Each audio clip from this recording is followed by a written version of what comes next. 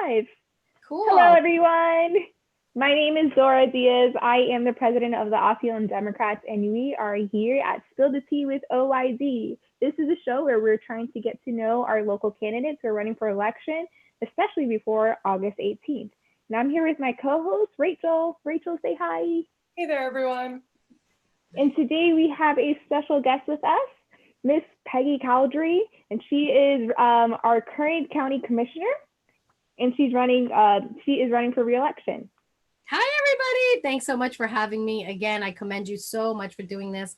Information is key and communication is key, so thanks for doing this. Speaking of, what district are you running for, Peggy?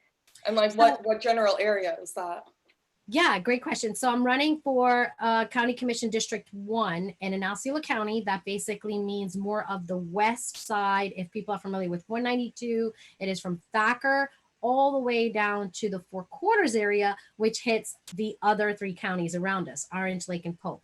And then on the opposite ends, it's almost towards the Loop area and all the way in towards the entrance of almost Poinciana. So it's a lot like Intercession City area, close to that Sunrail station, new Sunrail station there. So a lot of people don't realize that's a huge area, but it's basically made up of obviously lots of commercial property, lots of tourism. That's the focus in District 1. You guys know that's where tourism is happening. So Disney is in my district, and I'm so proud of that, as well as so many small businesses that we have. And of course, the residents like myself live in this area. So we also suffer the consequences of having tourism in our districts.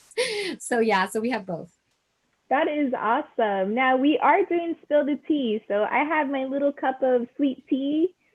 Are you drinking some tea today? I have tea as well. Only you see, I don't drink too much hot like coffee. I don't drink too much coffee at all and hot teas. I love cold. So if I drink coffee, it'll be cold coffee. And so I'm drinking cold tea, which is some strawberry with a hint of lemon. And of course, a tea bag that I add to it, and it gives it a great flavor. You guys should try it. It's really Yum. That was really like juicy and like really cold. I like it, refreshing. Just for summer. Very refreshing. Yes, I love it. So as county commissioner, for our viewers, what do you do? What are you in charge of? Why should young Democrats care about this position?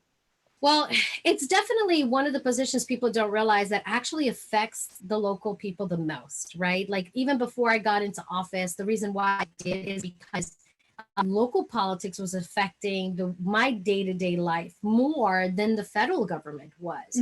And the reason why I say that is because local government, like ourselves commissioners, we're able to put ordinances and policies in place that actually affects the person directly. It affects the small businesses. It affects your day-to-day. Think about traffic, right?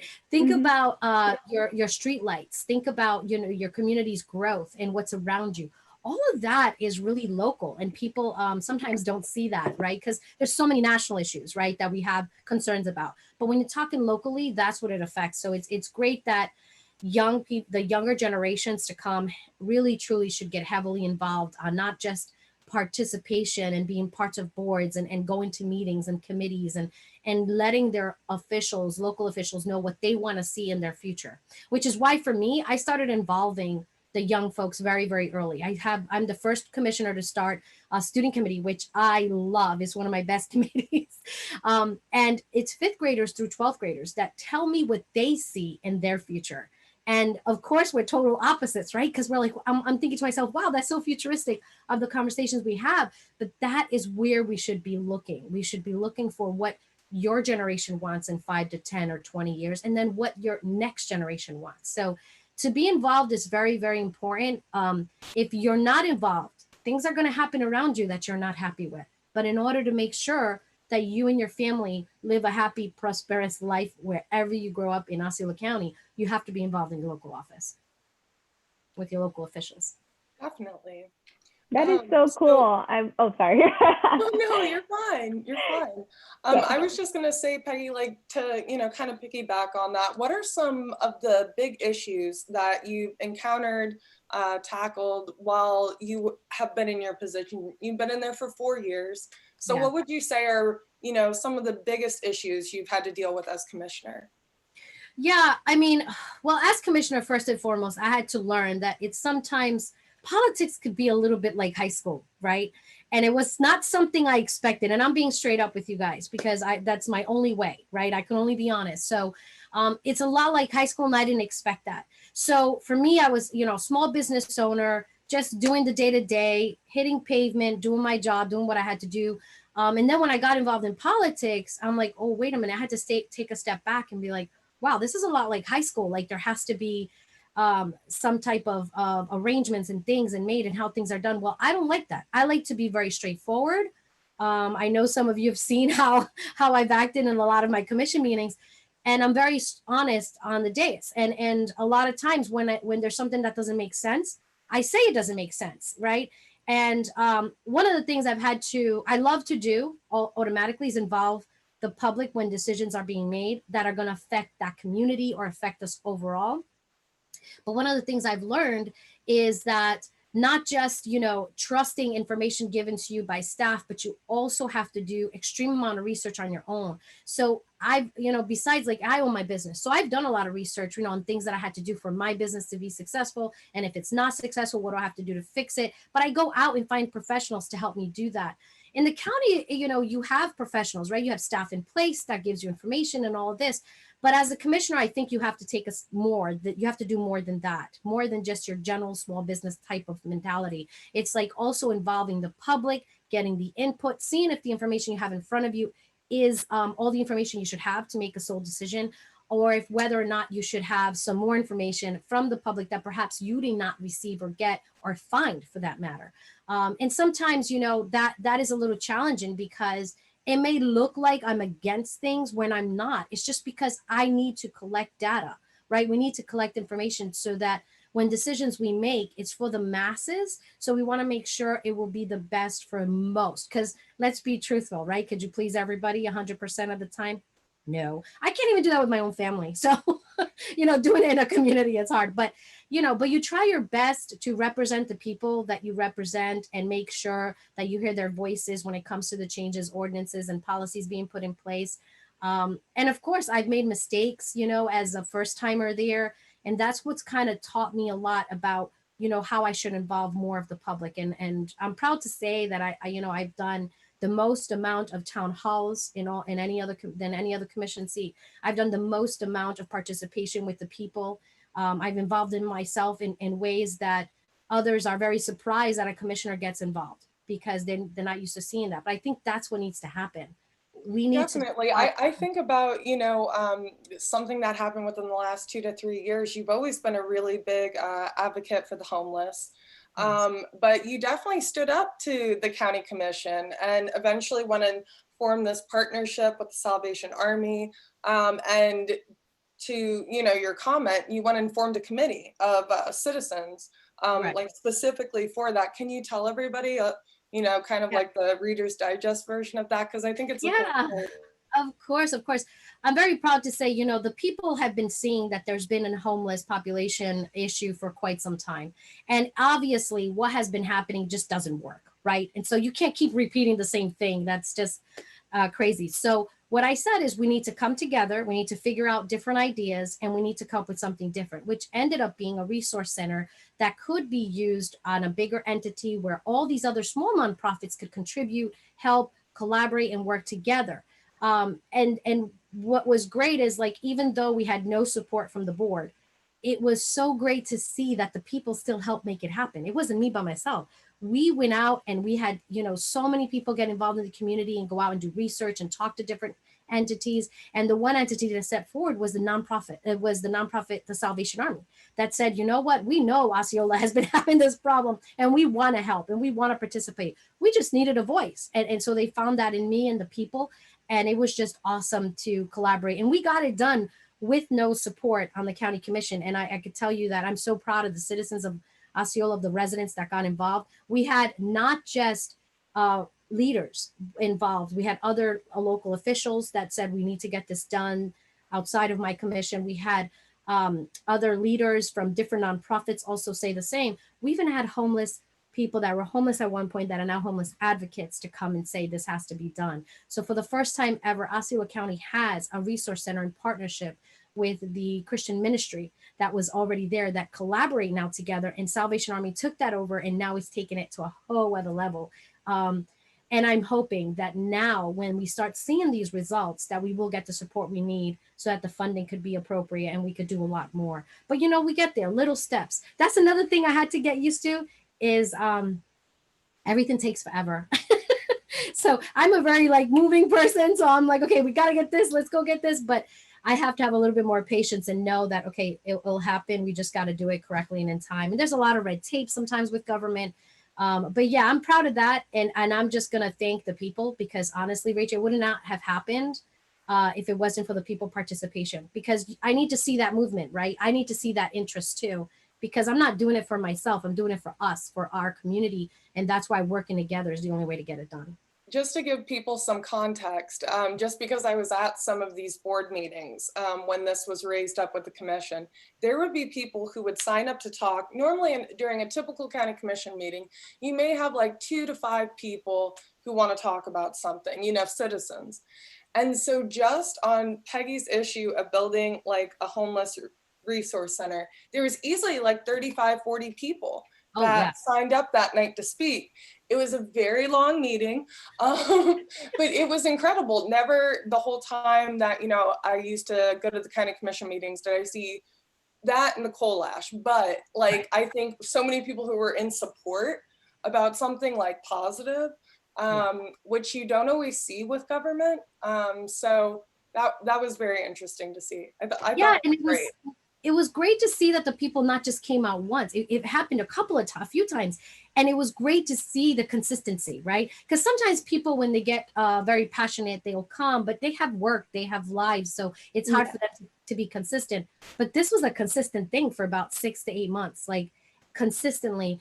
And it took us about, for me, almost 3 years to get it done while the people started getting involved. Some of them started with me 3 years ago on getting these things done and implemented, joined the committee, started getting more people involved.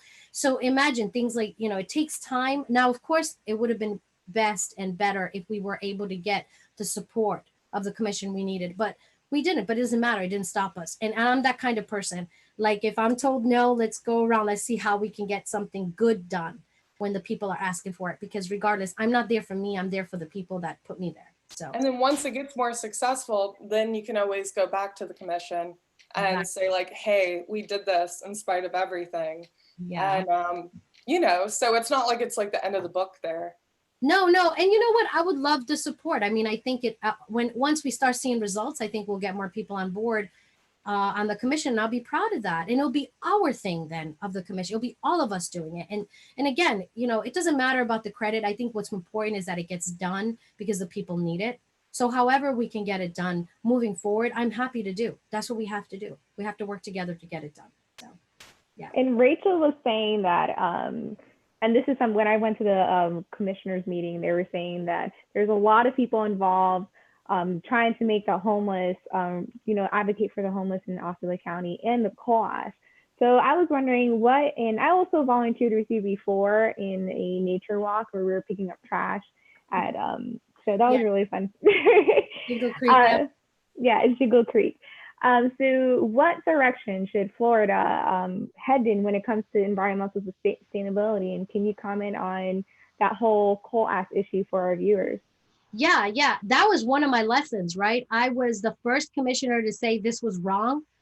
It was a mistake. We should not have done this. And again, it was about research and although I did the research I had to do, the short time I had when that decision came forward, we shouldn't have made that decision. We should have waited. And immediately within, I think it was a week or two, I don't remember, but it was immediately, I said, you know what? We need to get this vote, take this vote back. I made a motion to take the vote back. Luckily, I got support for that. We did it as a commission. It went back. Now, then we found out, right, what happened on the contract also, which was another thing. And so when we found that out, I said, well, it doesn't matter because the intent was this period of time. The contract says this, it doesn't matter. Now I see what we were doing. This needs to be cut off immediately. And it took about, I don't know, Rachel, you probably know, it took a couple of months, right? Didn't it take a few months? And so then, but it finally did. And did it stop before? Yes, it did. But you know what? That was a learning lesson for me on how the structure works with politics, right? And I think that's going to happen to any newbie that kind of goes. But at the same time, I was like so upset at myself because I'm like, you know what? I shouldn't have voted. And I even said it on the day, it's on record. I didn't, this was not my intent. It was not the correct information that was provided and it was wrong. So I'm taking my vote back and this needs to be fixed. I was happy I got the support, but I also joined the people so they can see. I was really honest with things. You know, there was several protests taking place. I joined a protest. I participated in helping where I can with that protest. And I was there for them. And I said, listen, this is something that we need to do because the future is this planet. As far as I know, we haven't found another planet like this one yet. And so I would love for us to be sure that we take care of this one. And listen, I'm a mom and my daughter is one of the ones that reminds me on how we have to be more cautious when we talk about our environment and what we're leaving to them, because she constantly reminds me that we're destroying the planet. She constantly reminds me. Oh, great example. So she helped me make my tea, right? And so my straw, right? So she's the one who makes me cautious of, no, we're going to buy these straws to use them. We could take it with us. You know, we don't have to waste plastic and things like that. But it's funny, I'm learning from younger generations. And you know, it's a lot of our younger generation is more thoughtful, right? When it comes to our environment, I think than my generation or my older generation. And so I'm happy to see that from our younger folks. But for me, it's very important. Listen, our water supply is so critical. When I started learning more about how the water gets contaminated within our underneath our, you know, the dirt through all that system and stuff. Wow, I was surprised, you know, that was educational for me. And I love learning about it, but it's also scary. I met with many people down in District 5 to talk to them about how they feel having this, you know, company right next to their homes and what is it that they've seen some effects of it, things like that. And so I think it brought me back to a movie that I watched a long time ago with Erin Brockovich, right? Have you guys seen that? Which talks about the contamination of water where companies were coming and it truly caused health issues to the people and they won their lawsuits, which clearly proved it was right. But we shouldn't get to that point. I think now today, you know, this is why I did the cleanups, right? Because something I used to do when I was younger is participate in Rhode Island was keep Providence beautiful. So I used to participate all the time in cleanups and things. We used to do contests between high school students in cleaning up our parks around our high schools. So I wanted to do something similar. And I said, you know what, let's do a cleanup. And I got together with Swamp Girl, which is Kim. She's amazing. And so she was able to put it together, you know, and we did some cleanup there and we were able to do that, I think 3 or 4 times. And It was a lot of fun. Yeah. So, and I brought a lot of kids out every single time. We had a lot of kids participate because again, we're the older generation now. We're going to be gone soon, right? But our younger generations are the ones that are going to have to take it over. So I'm proud to say that I participate as much as I can. I want to do more. I think that these conversations need to happen some more so that we could do a little bit more for our environment. Talk about saving our spaces. You know, Split Oak has been a vote that I have been consistent with. We have to defend and protect our natural resources like Split Oak. Split Oak is one of the, oh my God, one of the most beautiful places on earth, I think. You go and walk there, you see species you've never seen of plants before. You see beautiful animals. Like it's amazing, you know, and every time I go there, I feel like I'm in heaven. It's such calming, including, you know, for me, resting my mind. So I think it's important for people to see that and see that I want it there for my child and I want it there for her child. How do we do that? We need to, you know, talk to elected officials and show them, you know, the value of this so that when we're building and we are growing, no one could say, okay, we're growing, fine. But let's be a little bit more cautious when we're growing. You know, where are we growing? What is it that we're saving for our future generations? Split Oak is something we need to save. And, you know, I was very disappointed that the rest of my board voted to pass, you know, to put a road through it. I'm still against it. And I have been since the beginning. And I'll continue to be, but it's because we want to protect our environment. We want to protect these spaces. So I think it's important that we do that. As we grow, we just have to manage it properly, managing our growth, you know. I think that you mentioning like the generations is really impactful because I don't like that's something like I teach my students. I'm a teacher, so just to preserve and try to help out, and that's very important for young Democrats socially. So thank you so much for trying to support that issue. And side note, Peggy, you, like you said, you were consistently the, only county commissioner that, opposed Split Oak. That was a really big deal because, I think it gave a voice to, once again, like a movement of people who care very deeply about this. If you care about the environment, then for really good reason they care about it. And it can be difficult when you care about something deeply and none of your local officials listen to you. That's why it's so important to vote. But you always gave them like a platform and like time to speak and stuff like that. So it ends up being the majority vote, but I think the record will always show that this was my opinion. I did not agree with this, and a lot of other people didn't either. And that's important, Exactly. And I agree with that. Sometimes people say, oh, well, the others are going to vote for it anyway. Just go ahead and I'm just like, I'm a very, it'll hurt my heart if I do something that I know is wrong just to do it. I cannot do that. I've never done it before. In my past professions, I could never do it now. So I do stuff based on what, like, again, my research and when I talk to people. And if I do something wrong, you say sorry, you move on, you fix it. That's it. Like, it's not complicated, but unfortunately, sometimes politics seem to be more complicated than it really is. I'm just trying to keep it simple. The people's voices and our community and our future is what's important. And so listening first is the most, listening to your community and seeing what's a priority. And of course, defending things like Split Oak and even the Kolash afterwards, like doing those things to me was very important because I said, that's what needs to happen. That's the right thing to do. That's it. It's plain and simple. Definitely. One of the other things that, you've been, a big advocate for, and hopefully I'm hoping you can like give us an update as well, is, like working class people, funding for different things, kind of like charitable and nonprofit efforts. What are some things you've been doing lately to help people with evictions or for closures, things of that nature? What kind of assistance is out there right now? Yeah, no, that's a great question. So since COVID-19, I mean, it's hit us all like crazy. And of course, so much unexpected things are happening with this. But since it's happened, the great thing is we have been able to collect some of the funds through the CARE Act with the CDBG fund increasing that they've given. Not everything, because there are some portions we weren't approved. But what we were approved, it allowed us to increase the funding we have through SHIP and also CDBG funding collaboratively, and then put those funds into not just rental assistance, because a lot of people own their home. And so it's a foreclosure prevention assistance as well. So it's a twofold. And so that's something at first people didn't realize, but we are helping both. So I'm proud to say that at least we were on the same page there. I've been pushing rental assistance since COVID-19 started. And I said, one of the things people are going to need besides food is going to be rental assistance. So as I kept pushing it in our board meetings when there was nobody present, during the COVID-19 beginnings of it, then the county commission came around and started saying, you're right, that is what we need. And they started agreeing and getting these things done with me together. And so collaboratively as a group, we've been able to say yes to obviously these needs. And it's of course also the people have emailed us and told us, listen, our need is there for rental assistance. We need help. People are losing their jobs, no fault of their own, of course.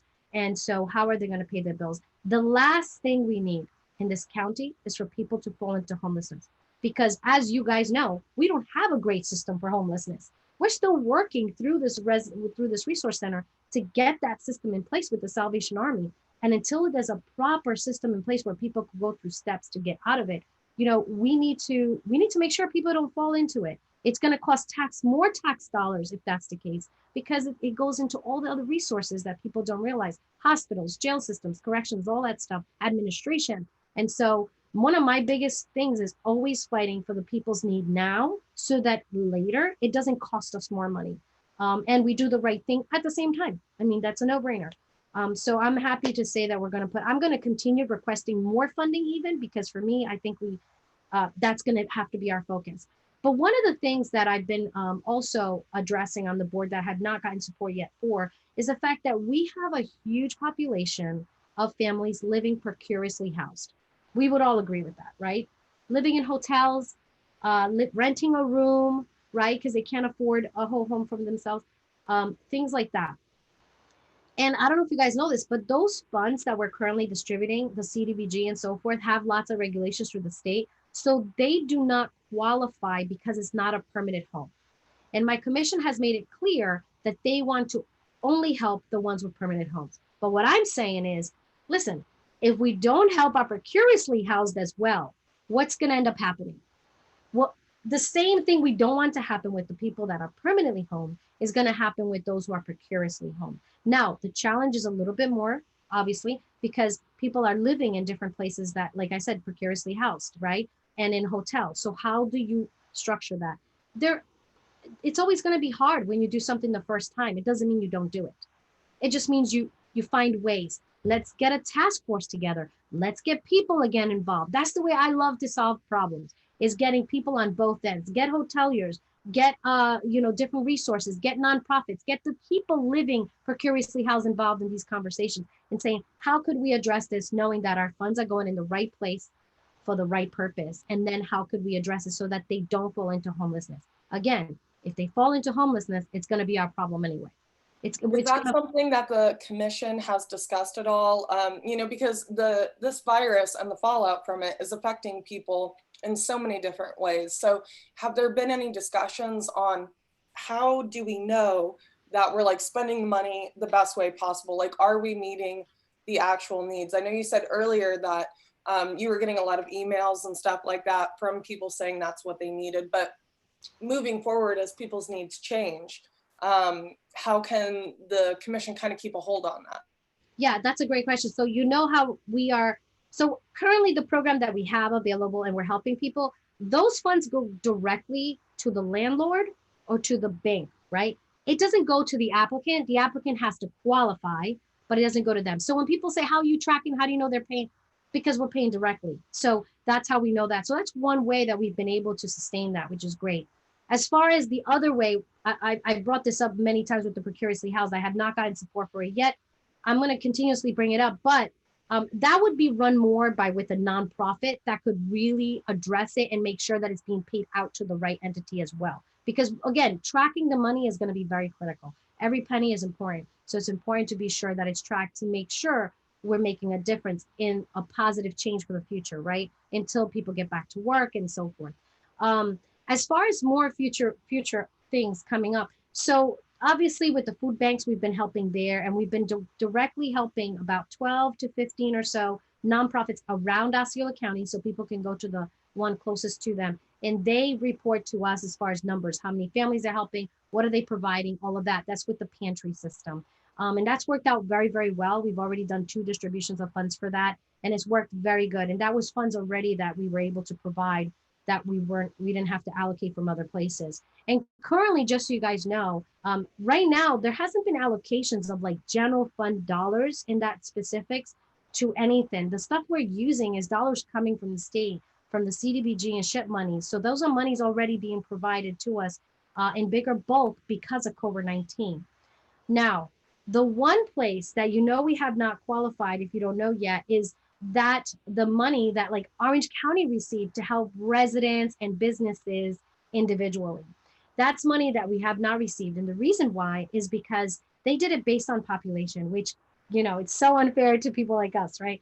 So the population is 500,000 or more is the money that they're distributing. So they're giving millions and millions of dollars. Orange County received so much, they have a 1 point something in population. So they received a lot of money. Well, we didn't even get considered, not even for our 375 or so thousand people, because we didn't even reach a threshold of 500,000. So we are fighting every day for it. We got lobbyists over there, talking to the governor and saying we need this.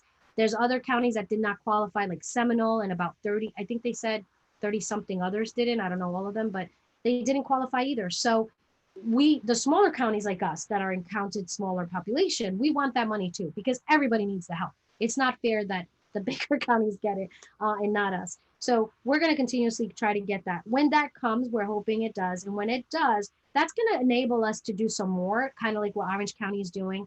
I did, however, already bring forward the issue with businesses. And I know I've been working collaboratively with my county manager to bring up ideas. We also started a small business task force in Osceola County that that could tell us kind of what they want to see to help and assist get them back on track also, because they also employ people. So we have to remember that, right? So kind of collaboratively work with them.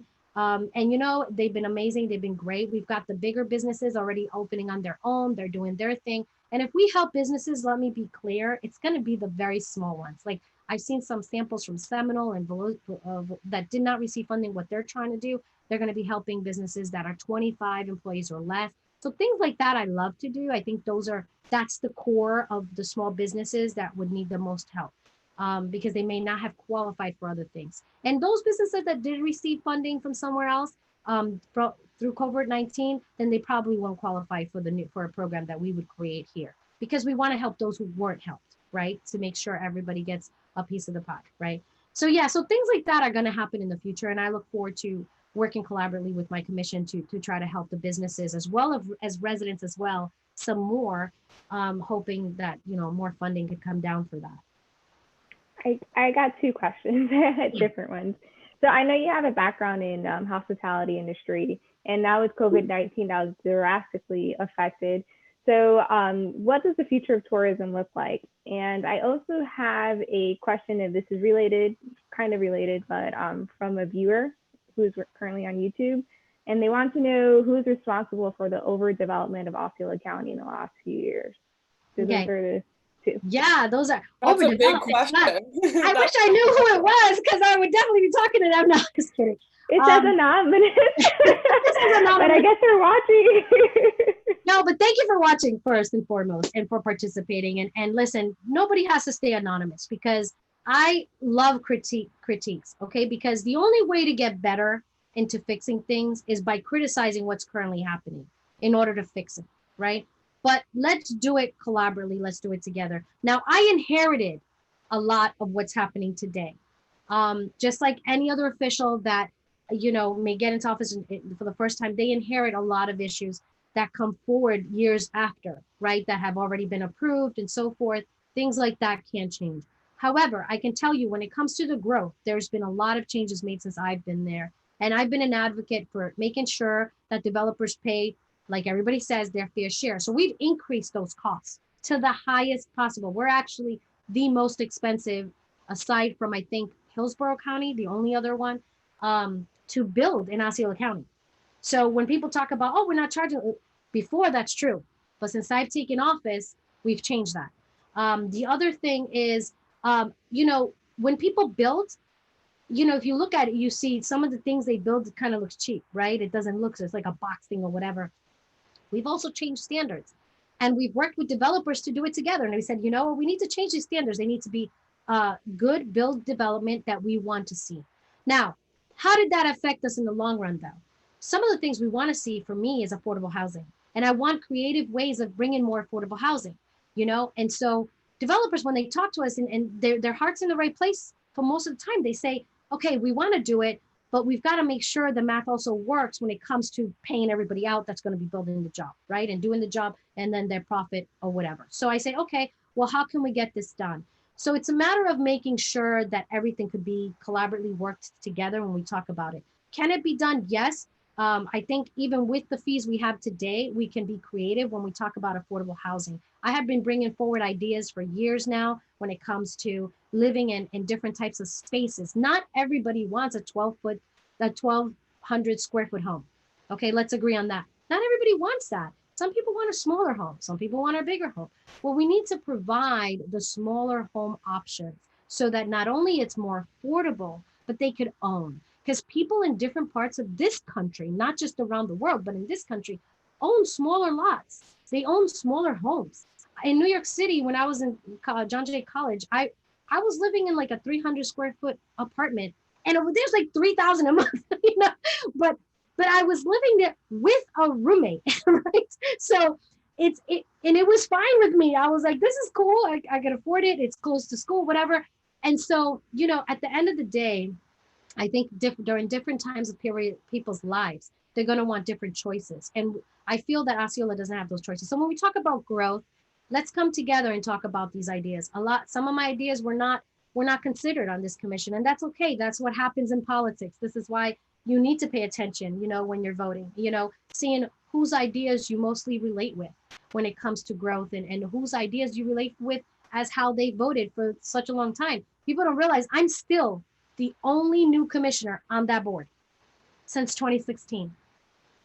You know, being young as you guys, like, I would love a young person on our board. I would love the 20-year-old and the early 30-year-old on our board. Why? Because you guys have a total different mindset. You could give us good ideas. You could give us ideas on what we should be thinking of, and those would be great debates. Those would be great conversations. And I would love to see that. But we don't have it in this county yet. And for me, I wish I would see it. That's all I'm saying. So get involved, young Democrat. Get involved. And kind of to your point earlier, Peggy, just for anybody who's watching, like a little bit of historical context. I used to go and cover Osceola County for the paper. And so I kind of got to see this overdevelopment thing up close, and I was born and raised here. So I definitely have seen just completely like how, the area has changed over the last 20 however many years. But it's a big issue because frankly, there are huge private developers and everybody wants to move to Florida. And the struggle that I saw in Osceola County is, even though the fees to build from these huge corporations are very high in Osceola County, a lot of times are willing to pay them. And because the demand's just so high. And also and there's that contingent, what's it called, Peggy? Like the contingency law? Yeah. And they may shift those costs to like the HOAs or the CDD fees that the families have to pay. So yeah, all those costs get combined. And you're right, Rachel. I mean, people, that's the thing. They're willing, because there is demand. Listen, a lot of people love Central Florida. I moved to Central Florida because I love I love the sun. I came from somewhere else. I came from Rhode Island myself. So I can't tell people not to move. Of course, we're like, okay, we don't want so much growth so fast once we're here. But at the same time, we've got to understand that there will be. But in doing so, all we ask for, and I think I speak for many, because this is what happens in our citizens meeting when we meet with the committees, when I have these committees, is let's just manage it, right? So if we're going to have growth, let's do growth in the pocket areas where we should. Keep things like Split Oak, leave it alone. Leave that alone. There's so much other spaces that we could do and grow in different areas. So when I talk about, having more availability for housing and affordable housing and shrinking some of the square footage, we can do that in different communities correctly and managing it properly. We can do that. We just have to be creative and do it. This is why I always love new ideas. I love for people to come up and say, that other idea I didn't like, but I would do this, because sometimes I'm like, that's an awesome idea. We should have done that. We should do that. And let's go ahead and do it together, And it's funny because when I have the committees with the business, I started the business committee as well as the citizens committee, the homeless committee, and the student committee. Any of those committees, when they tell me these ideas, I'm always like, that's awesome. I'm going to bring that up. And they're so surprised that I actually do bring it up on the board, because we have to have that voice, So I welcome people to come on the board and be new voices anytime. The other thing you talked about was tourism. So, being the commissioner of tourism, because tourism is in District 1, and I worked in tourism. So people don't know this, but prior to me working in tourism, my first real job was a federal officer, right? So I was a federal officer for several years, and I learned a lot through working at the airport and also working in adjudications. I learned a lot about people coming here for vacation, why people come to this country for visits and so forth.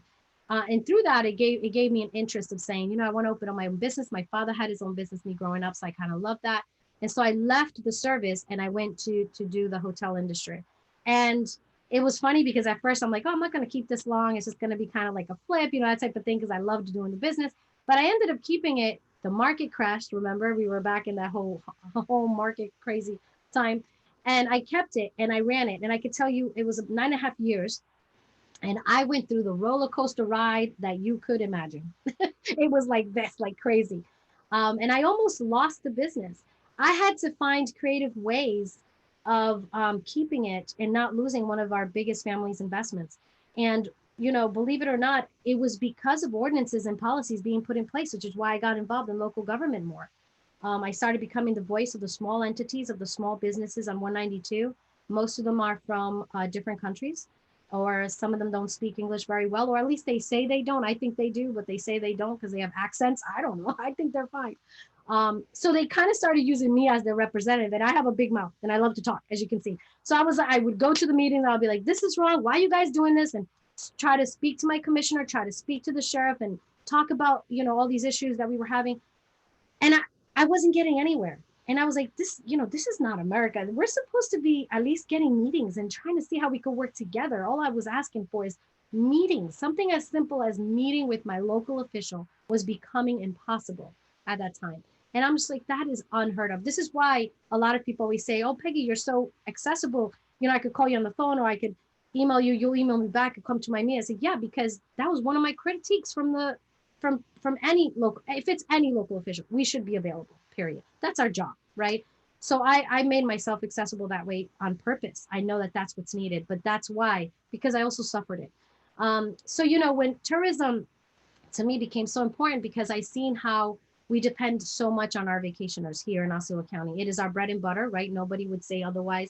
But, it's what brings our economy. It's what brings a lot of people here. And so I started seeing how the small businesses have to kind of, not only challenge themselves to be recreative and all that because they're challenged with the bigger businesses, but, making sure that tourism is properly represented. And it's not easy. It's really hard. So this is how come I was able to see that. And representing the district, I'm the only commissioner that has worked in tourism like this, that has had a small business where I've had to pay every single week paychecks, and I've had to, deal with so many issues with ordinances and policies in place that could affect small businesses. So I bring a unique experience there, but I also bring my experience as a federal officer on understanding what it takes for people to travel as well, to even get a simple visa. And what does it take for them to come? Like all those things, I kind of have those two, experiences. And so it is really a unique experience on the board that I don't think this ever had, but I know I'm the only one there now, so that has that. And on top of that, for me, the biggest thing, like I say, even in tourism, when we have any problem for tourism, I love to get the tourism community together, from the big businesses to the small ones. And I love for them to have a voice in telling me what is it that we need to do to solve that issue. Right now, in phases of opening, one of the problems we had, of course, was how are we going to open, these hotels? How are we going to open being safe? How are we going to do a barbershop? How are we going to do? So slowly figuring out ways on still complying with CDC compliances and regulations that they want to put in place, but also still continuing a business. Because for me, this is a new norm. I think we're going to be in a new norm for a long time. The mask is going to be something that people are going to want to wear even a year from today. And that's okay. It's okay to be that. This video chat, I'm really getting used to it more. I'm more comfortable now with it than I was before. I don't mind having video chat. I think we could involve more people in meetings if we do it by video, right? Because people could be at home and just join us and give us their comments via text or something, So I think life is going to change, not just in tourism, but in everything else. And I'm a huge supporter of our industry. I support both the employees and the businesses. I think we have to have both support. I think our employees are the backbone of tourism, and no tourism business will tell you different. They know that. And so it's important to listen to our employees that live here, that grow up here, and that raise their kids here, and that are bringing our tourism industry here and making them happy. It's important to listen to them and their needs as well. So all of these things are combined, and those are things I'm going to continue focusing on. And what are some of the things, recently that people that you speak with in the tourism industry along 192, what are some of the challenges and struggles that they're facing? Obviously complying with CDC guidelines, but are there any other kind of like issues that maybe the average person who's not involved with it would be unaware of? Yeah, I think some of the things that people don't realize is, okay, so we have a huge employee base of tourism. So if someone loses their job or gets furloughed and has to go through the unemployment system, we all know what a disaster that has been. I mean, there's a lot of things that trickle effect. So the business owner doesn't get the assistance or can't for whatever reason with the PPP or something happens, they can't. They can't then pay the employees. The employees then can't get paid. They're now going through an unemployment system. It's such a trickle effect. And so you got to remember that from the housekeeper to the business owner is affected with COVID-19. And every single implementation that they do will change every single aspect going down the chain of command. And so it affects the entire industry this way. So if there's a huge hotel, it'll affect them that way. If it's a huge restaurant, it's the same thing. As restaurants, as businesses come back in play, they have to say, okay, first, foremost is the safety of the employees, because they got to feel safe going to work. Now the challenges are, is my employee safe? Are they coming? If they come, what can I help them with to make sure that they feel safe? So besides the masks and the sanitation products, you'll have employees that say, I want to stay we have to be the 6 feet. Okay, this is how we're going to accomplish this, right? Because one of the things that a lot of the small businesses have been telling me is that they've been actually listening a lot to the employees that work the front desk, the housekeepers that work in the rooms, and they talk about how are we going to be safe, because makes me safe. If it makes me safe, it will most likely make the customer safe, because they're going to see that we're taking all the steps. And so many people don't realize, but the employees are the ones that kind of put those directions in there.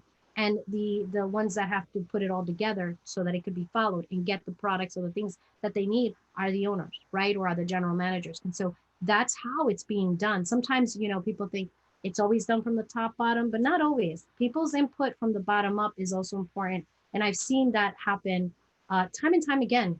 Another example is the vacation home product. Everyone's nervous about the vacation home product because that is more of the implication of people coming only on vacation here. And what if they come from here or whatever, where, places that are affected. But in talking and bringing them back online, we said, okay, we need to sit down with HOA leaders, which we did. We need to sit down with those communities that are affected by a lot of vacation homes, which is a lot of my side. It's my West End, right? So I know a lot of them. So we were like, let's talk about it. Let's see what do we need to put in place. And then the vacation home associations and the leaders there, they said, whoa, those are great ideas. We don't want people to come here to just party. That's not what we're looking for. If we're going to get back in business, we've got to do it right. We've got to make sure that they're coming, because a lot of people come for business and they do use vacation homes as opposed to hotels. It's just a better fit for them. And so how can we make sure that we're still giving the demand that they want, but at the same time meeting the goal? So lots of restrictions. There are some restrictions in the vacation home of those coming from certain places. They have to quarantine for 14 days before they even do anything in the vacation home. So it's like things like that. They put, and these were okay with our industry. And it's because everyone is working together, right? That is the best thing I've seen. And I'm very proud of the people for doing that. I'm proud of the employees. I'm proud of the HOAs that have helped us to put some of these things in place. And I've told every HOA, anytime you have issues in my district, I'm the first one to say, let's have a meeting. Let's talk about it. Let's get on the line. Who do we need to help us fix this? Because we can't fix everything in local office. Sometimes it pertains like unemployment. It pertains to the state. So how do we start bugging the governor, right? Oh, here's his number and here's his email. Let's send them an email every day, stuff like that. Like, let's get involved. So I mean, when we talk about those things, people don't realize that all of this is happening behind, and everyone working together is actually really working very, very well. And I encourage for people to continue doing that. I love how much, like, throughout this whole interview, you've been promoting unity and working together. So I love that collaborativeness. Now this year is a campaign year. Yeah. And so you're the incumbent. So what sets you apart other than that from your two opponents? Oh, I like your doggy. Oh, thank you. Sorry. Hi, Kilo. This is Kilo. Hi. You want to join? Oh, I love it. Yeah, so I'm it's the first time I'm an incumbent. That's the first thing. And the first time I ran for office, we didn't have COVID-19. So that's another big change for me. I think, okay, so what sets me apart? I mean, I think the first and foremost is the fact that I've proven to use, to be able to use our resources in our community first, and making sure we bring people's input into the commission. And although it has not been popular on my board, I think they're beginning to see how I work. The way I work has been very different. And I'm sorry, I'm not, I wasn't elected as a popularity for me. I was elected because people wanted change. I was elected because people said enough is enough on the way things work. This is why I rattle the cages on the commission sometimes. And it's not to bring any, bad vibes or anything like that with anyone. It's just because the people want to be heard. I think at some point people get sick and tired of just the same thing happening with no changes. And so that's why for me, it's been important. And I've proven to do that. And I want to continue doing that. There's things we started like the homeless initiatives, and I want to continue doing it because I think we need a strong voice for that. And I did not see it from either of my opponents do it in their previous positions or in their current positions at all, being the advocate that I have been for that, as well as coming up with ideas with affordable housing, able to assist people to be sure they're included in the process of decision making in our agenda by through the committees. No other elected official has done that. I think I've brought these unique different ideas, and it was because I know for a fact if the people don't get involved, we're not going to have change. You know, sometimes I say, could I be even crazier? Yeah, I'm looking, listen, we can do a lot more with people participation. We can do so much more. And for me, I'm just, you know, we're just getting started, honestly. And I think that we still need to do a lot more, but those are things that have set me apart already from my opponents that have been in office and still are in office. And the other thing is, you know, I don't ever see this as a career. What I see it as is it my opportunity and the opportunity of our community finally changing and bringing change of the mentality of how Osceola used to work. You know, in order for us to change, that's the only way it's got to be. This is why I welcome new, younger generations to run for office. I don't think that people should ever say to somebody, you don't have experience, you shouldn't run for office. When anybody wants to run for office, guys, think of the experience you already do have. Even as a 25-year-old, I mean, people have done things you've done things in your life that you could gain from that and become a leader from it. It may not be the same experiences as me. That's fine. It's actually better that it's different because now we're bringing different points of view. I love discussions. Unfortunately, there's not so many on my current board, but I love to have discussions on things, even if they disagree with me. It's great to have discussions as to why things need to happen or what things need to change. I think, Rachel, you were there when many times it just a vote happens and no discussion, right? And that's another thing that's frustrating for me because even when I try to ask a question or have a discussion, it's silent. And so I'm like, wow, what would it be like? Imagine what it would be like to have a person who loves discussions like I do and would love to include the public on these decisions and things like that. It would be amazing, you know. So I think my passion for that, for change, will continue, and it's what sets me definitely apart from the others. The other biggest thing is the fact that a lot of people have said to me that I love to. I don't like to say cause trouble because that's not true. I love to be sure that when we're having conversations when it comes to budget, for example, of the county, and we talk about us being good stewards of tax dollars, I've been the only one to question not just our constitutionals that are receiving funds, but also where our funds are going. Um, and whether or not those priorities are the priorities of the people. Because I inherited some of these priorities that I too don't agree with fully. And so this is why even the first year I was in office, I was like, wait a minute, there was some things I saw in the budget. I was like, I can't say yes to this. I'm approving one thing for a $1.2 billion budget. I have to say yes one time. Why can't we take it apart? Why can't we? But no. And so do I say yes? Do I say no? And the answer is no.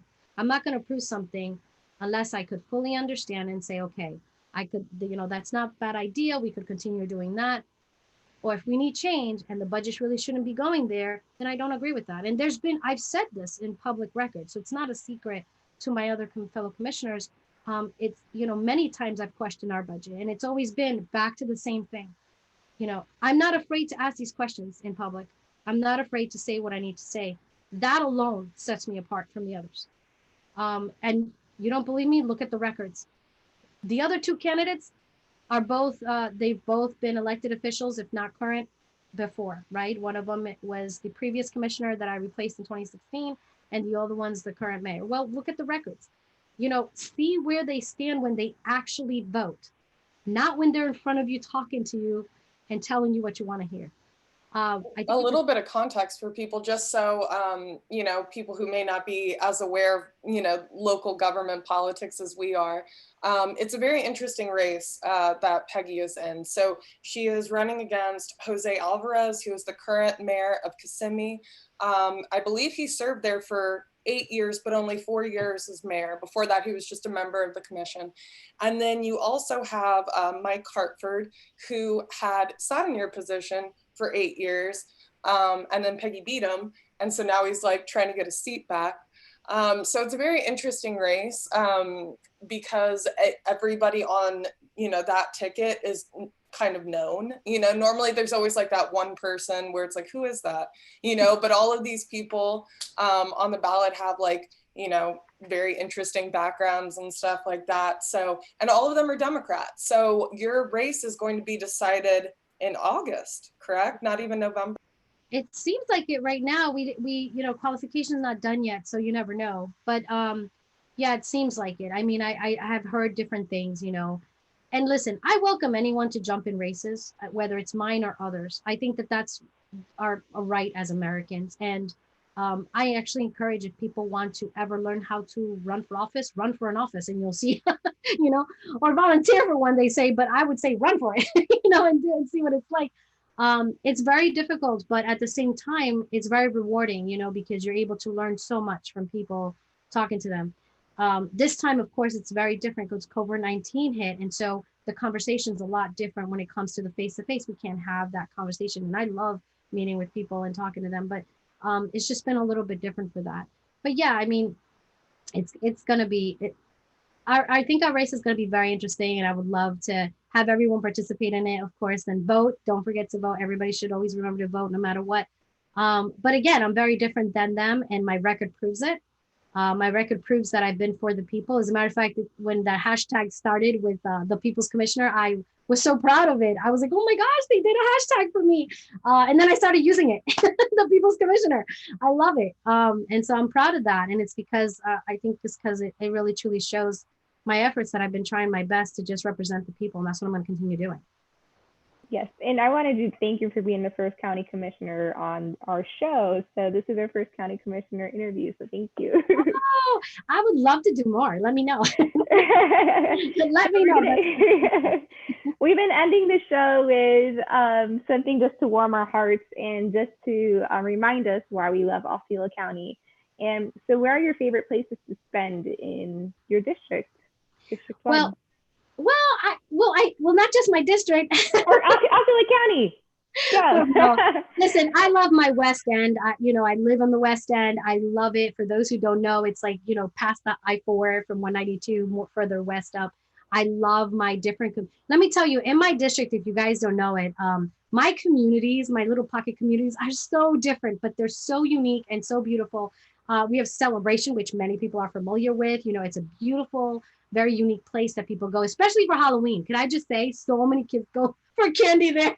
It's so cool. A lot of my friends live there and stuff. So, and then further west end, we've got all of these great small communities. People don't realize, although they're mixed with vacation homes, people live in these communities like myself. I live in a community that also has vacation homes. So we're all mixed in it. And so it's unique when you talk about other pockets of the county because they don't have that mixture. The other great thing about living on this end of District 1, living in District 1, is that you have so much more variety of restaurant choices. It's true because we've got so much on this end because, this is where a lot of people come for tourists. So we've got a lot of variety and things like that. Now we have the water park with H2O as well, with Margaritaville, if you haven't come. But we have some great choices. And of course, Disney is in our district. And Disney is everybody loves Disney. So anytime people want to get away, it's 5 minutes from me. Like I can go and just walk in, Disney Springs and stuff and then just come back home. So it's a unique thing for us too.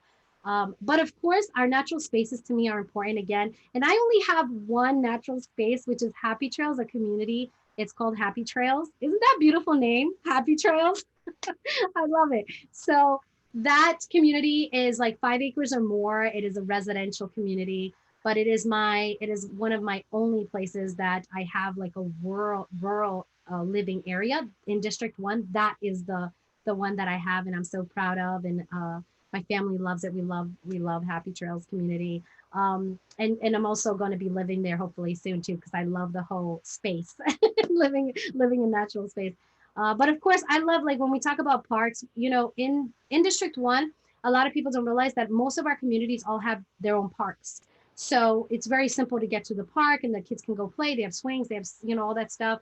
I'm implementing and fighting to make sure we get some more parks, because District 1 lacks public parks, more open public parks and fields. And so those are things that I'm talking to staff about now for about a couple of years, just trying to see where funding is going to come from, how we're going to do it. I definitely want to do a tech park, because having a child of my own that's 14 that loves her cell phone, I said, we got to do more things that are creative where we get the kids out and about, but they can use their technology. So whether it's their drones or their, hoverboards and their technology, they can do stuff, and they can be outside active. And so those are the types of ideas I love that I want to bring more in my district. But my district is very unique. I think everybody would love it. People that come here, they love to see it. They say it's always like it looks very touristy, because that's what that's what it is. The focus is. We have our challenges, but those challenges, I don't think they compare to the great things that the district has. But we'll work on the challenges together too. But of course, I love Split Oak. It's not in my district. I wish it was. It's one of the places I go to now to kind of like just meditate and relax, because it's so calm and collective. And of course, Shingle Creek. It's great to walk in Shingle Creek. It's great to go canoeing in Shingle Creek. That's in my district, and that's another natural space you can go to. Yeah, you love it. It's great. I love it too. So yeah, so those, I just encourage people to, kind of think outside the box. We live here, and I could tell you, oh my gosh, sometimes I'm like, I live here and I don't know all the amazing places we have in our county. Like, many people don't realize we even have Split Oak, or they know we have Shingle Creek. They don't realize we have like all these opportunities for different types of restaurants on the West End, So I always love to encourage people when I have town halls. I talk to people, I say, hey, don't forget, now we just have this just opened, or this just happened. So I'm just very proud of my district. I think, I think we're number one. We are number one. District 1. Oh, that is so beautiful. Thank you. Now, one of the commenters says wants to hear more of the other commissioners and your colleagues. So I would love if they can come on our show, and thank you for being our first one. So District 1 and our first interviewer. District 1. Thanks again, guys. Please continue doing this. It is so educational, I think, for the young Democrats and for everyone, really. It's important. I can't stress enough. If you don't like what you see in your current commission or your current county, the way to make change is by participating. So doing what you guys are doing, even if it's just informing or if it's just advocating, whatever it is, like those things help a lot. And so I encourage people to do it. And if anyone ever wants to run for office, I'll offer myself. I am happy to tell people what I went through or what it takes to do it, or they can participate in my campaign differently now. Right now it's COVID-19, so it's a little different. But yeah, I mean, comment, look me up. I'm happy to talk. So I love that. Well, thank you so much for joining us on the show. For anybody who's watching, make sure you follow us. We're on all the social medias. You can find us on Facebook, on Twitter. We're at Young Osceola. We have an Instagram.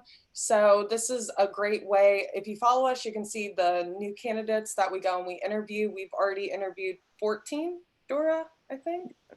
Awesome. Yeah, so good. 14, that's really good. We're trying. So yeah, definitely make sure any of you guys follow us, keep up to date. Peggy, thank you again so much for coming on. Always great discussions. Really of course. And salute with the tea. Yay! Salute.